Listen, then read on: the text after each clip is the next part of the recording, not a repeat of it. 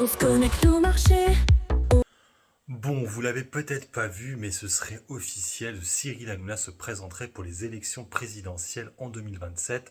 On va revenir un peu sur le point économique. Et là, ça fait vraiment peur.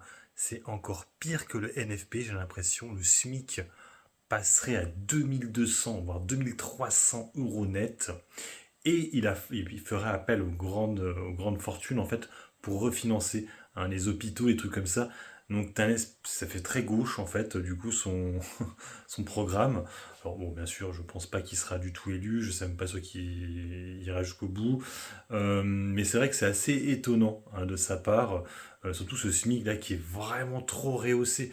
Pour faire simple, les sociétés françaises vont partir, vont délocaliser, c'est trop cher. Un SMIC à 2200, c'est impossible. Quand tu sais qu'en Espagne, le SMIC, il est quoi? Il est à 1002, je crois.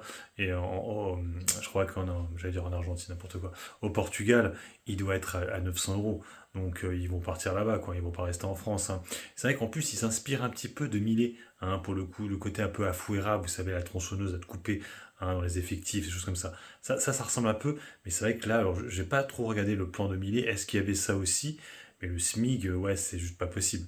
Là, s'il arrive au deuxième tour, ça va être, va être une catastrophe, hein. Vous vous rendez compte, un SMIC à 2200, 2300 euros net. C'est net en plus, hein.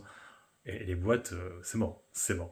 Bon, bref, on verra, hein. Bon, il n'a pas vraiment annoncé, je crois qu'il annoncera demain.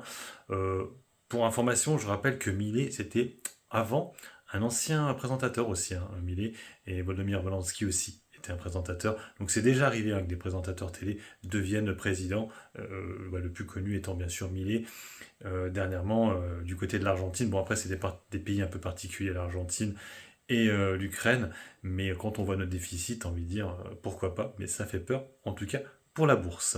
Je sais pas ce que vous en pensez, mettez un commentaire sous la vidéo. Allez, sur ce, je vous laisse. Ciao, ciao.